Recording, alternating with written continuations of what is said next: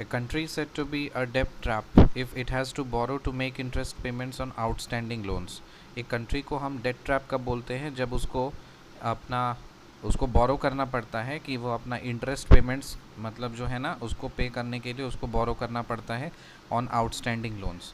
Direct tax क्या होता है? All taxes which are the personal liability of an assessee come under direct tax. जो भी personal liability होती है किसी भी एसएससी की उसको वो डायरेक्ट टैक्स में आता है. जैसे इनकम टैक्स हो गया, professional tax, wealth tax, securities transaction tax, commodity transaction tax. Income tax, professional tax, wealth tax, securities transaction tax, commodity transaction tax, ये सारे डायरेक्ट टैक्स में आते हैं. इनडायरेक्ट टैक्स में क्या आएगा? Taxes which a person can recover from some other person but the liability of which remains of the person collecting such taxes are indirect taxes. So taxes which a person can recover from some other person, जो वो वैसे tax जो दूसरे person उसको recover करते हैं, but the liability of which remains of the person collecting such taxes. तो वो लाइबिलिटी किसकी रहती है? जो टैक्स कलेक्ट कर रहा होता है तो उसकी लाइबिलिटी रहती है. So taxes which a person can recover from some other person but the liability of which remains of the person collecting such taxes are indirect taxes. जैसे custom duty, excise duty, service tax, VAT, GST, ये सारे indirect tax हैं. During which 5-year plan was the emergency clamped? New elections took place and Janata Party was elected. 5th 5-year plan. कौन से 5-year plan में emergency को clamp किया गया था और नया इलेक्शंस हुआ था और जनता पार्टी का फॉर्मेशन हुआ था? 5th 5-year plan. Who publishes energy statistics?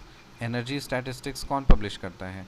Ministry of statistics and programme implementation, MoSPI, central statistical organisation, that is CSO. So energy statistics कौन पब्लिश करता है? सीएसओ. किसके अंदर आता है? कौन से मिनिस्ट्री के अंदर आता है? Ministry of statistics and programme implementation के अंदर आता है. फिर enactment of banking regulation act कब हुआ था? 1949 में.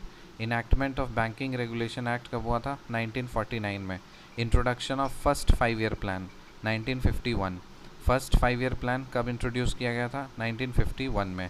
नेशनलाइजेशन ऑफ एसबीआई, एसबीआई का नेशनलाइजेशन कब हुआ था? 1955 में.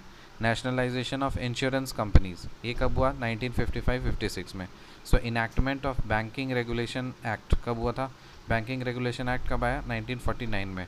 फिर फर्स्ट 5-year प्लान का इंट्रोडक्शन कब हुआ? 1951 में. एसबीआई का नेशनलाइजेशन कब हुआ? 1955 में. और इंश्योरेंस कंपनीज़ का नेशनलाइजेशन कब हुआ? 1955-56 में. रिकैप करते हैं. A country said to be a debt trap if it has to borrow to make interest payments on outstanding loans. Direct tax, all taxes which are the personal liability of an assessee come under direct tax. Income tax, professional tax, wealth tax, securities transaction tax, commodity transaction tax. Indirect tax क्या है? Taxes which a person can recover from some other person but the liability of which remains of the person collecting such taxes are indirect taxes. Custom duty, excise duty, service tax, VAT, GST. During which 5-year plan was the emergency clamped, new elections took place and Janata Party was elected? 5th 5-year plan. Who publishes energy statistics? CSO, that is Central Statistical Organization. और ये किसके अंदर आता है? Ministry of Statistics and Program Implementation.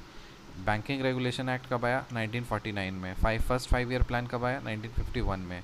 SBI का nationalisation कब हुआ? 1955 में. नेशनलाइजेशन ऑफ इंश्योरेंस कंपनीज कब हुआ? 1955-56 में. See in the next video. Till then bye.